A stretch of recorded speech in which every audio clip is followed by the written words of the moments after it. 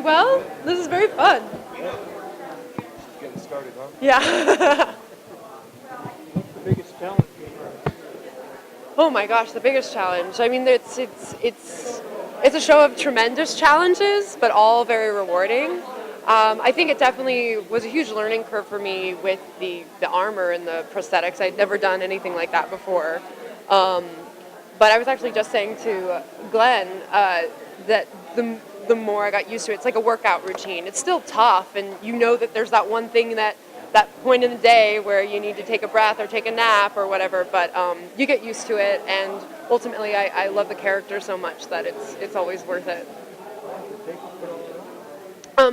Now we've got it down to about 2 hours. In a typical, if it were down to 2 hours. That's it? Yeah, just a few. But it is actually, Glenn has said, if it were a kind of a more of a movie setting, it would be typically more of a 4-hour makeup. But because it's TV and the turnaround and everything, they have found a way through 3D printing technology, pre-painting. It's about 2 hours now. But it's fun. We play 80s music in the trailer, and James is great, and they like me because I don't complain much. So. You can play this really complicated and fascinating character. What's some of your favorite scenes? A lot of really, really exciting, meaty scenes. I think the scene that will always have a place near and dear to my heart is actually in episode 4 in the dilithium processor when Vulcan and Laurel are strangely flirting. It was just such a beautiful kind of experience, that episode, because we kind of found who these characters were to each other. Olatunde Ansunami, who directed it, was so loving and allowed us to really find that. And that scene was just kind of a culmination. It's so beautifully lit, and you get to see a softness to Laurel that for a lot of the show you don't see it, but I like that it's near the beginning, so you're like, I remember that person was there. Why is she doing all this craziness? And then episode 10 being directed by Jonathan Frakes and doing that very complex scene with Shazad between Tyler and Laurel was really invigorating, and Jonathan is such an amazing director. We just had so much fun playing, and he gets really excited. He'd be on the side of the monitor going, yes, go, and then he would have me repeat certain lines, like what the Klingon, like, the prayer should make you remember. He's like, say it again. So certainly those were two of my favorites. Yeah.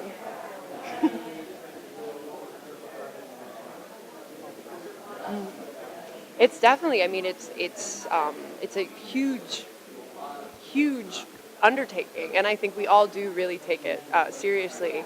For me, when I feel that sort of fear or trepidation, I dive into research, and that's really, once I got the part, I was like, okay, I'm just going to go. I got the Klingon dictionary, I started reading through it, I got all the Klingon-centric books that are available, watched the Klingon-centric episodes on all the different series, because there's this amazing comprehensive list on the Wikia page. So for me, I tried to process my fear through research and work. And then, of course, once you're on set and you start to feel the chemistry between all the characters and actors, you start to be like, oh, here we are. And, Siniqua is just the champion of that. She just knows what it is to be a part of a franchise and leads us all with so much love and kindness. So I feel very grateful that the people around me are not mean. Otherwise, I would be a lot more scared, I think. Was there a turning point at all in this where, like in the process of getting started with the show, where you're like, yeah, this is me? Like the character, like, but yeah, well, what's been so beautiful, and I've expressed this to the writer's room, it was this crazy parallel between, like, me. I had come out of school pretty recently. This was my first big job. Congratulations, by the way. Thank you. It was quite a blessing. But to find a role where I was starting to come into my own and use the skills that I had developed, and then Laurel is someone who is so smart and really, quite skilled, but doesn't see herself as a leader, doesn't see herself as someone who's at the forefront, prefers the shadows. I started to embrace that was my journey as well, and it was a beautiful, dance, for lack of a better metaphor, just between conversations with the writers, and then instinctually, I mean, so often I would get a script and be like, oh my gosh, how are they able to understand that that's where I am in my life right now? Oh, and wow. I need to, and then of course that culminating with in the finale, kind of having to stand up to the High Council was a huge moment, I got to channel all my fear and anxiety and nervousness over speaking a full page in Klingon into how Laurel felt, because she was probably pretty nervous too. So yeah, there have been a lot of great parallels. Yeah, that's amazing. Yeah.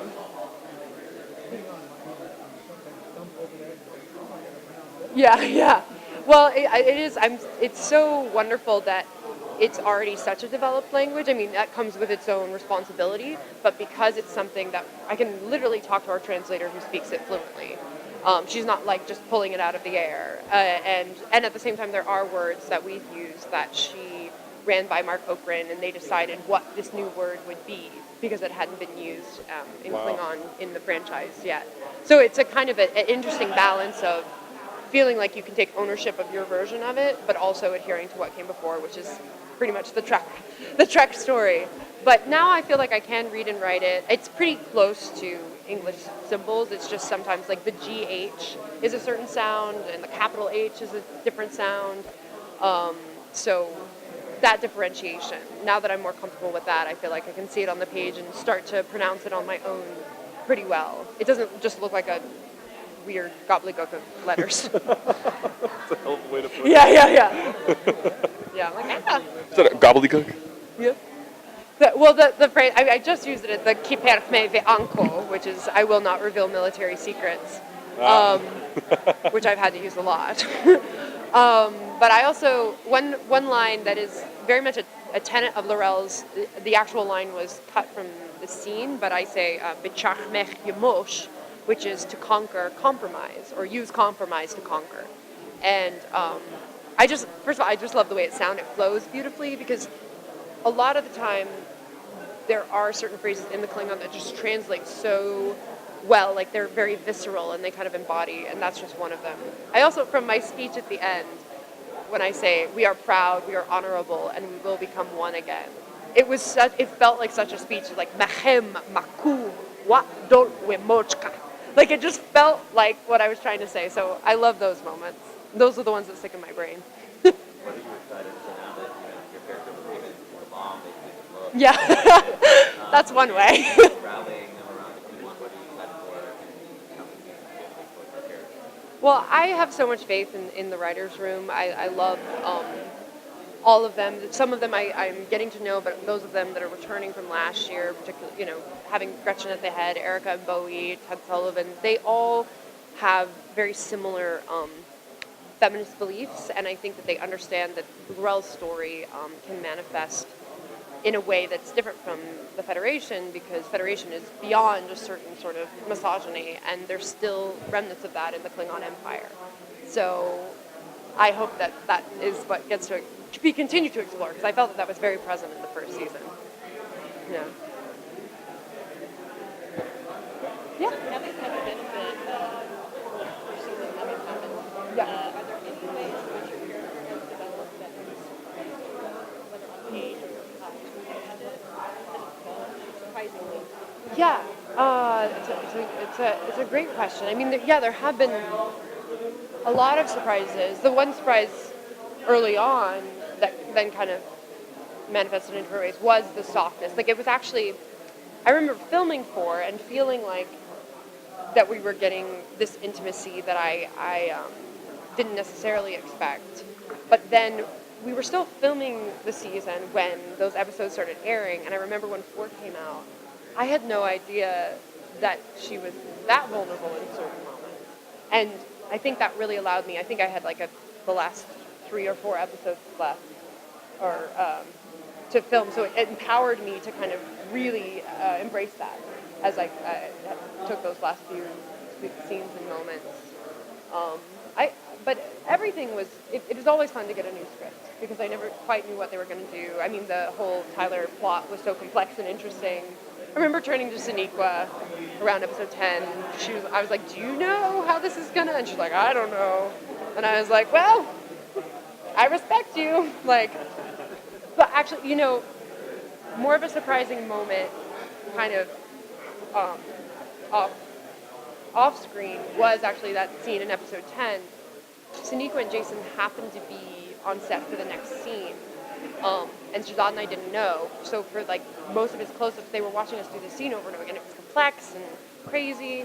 And then midway through, Shaniqua comes in and she's like crying and she's like, you guys, and testament to how amazing she is. Like, she was just so thrilled with what she was seeing, and she could see the complexity of what was going on between these characters, and she said it formed her so much. And Shazad and Shaniqua and I had this bizarre hug with me in the jail suit and like all this, but it was like a really beautiful moment where I think it was us as artists as well as the characters kind of being like, okay, well, this is an interesting story. But that was a genuine surprise. I didn't know she was watching. And then later on, Jason was like, it's very good. that was, Gotta keep his poker face on. Yeah.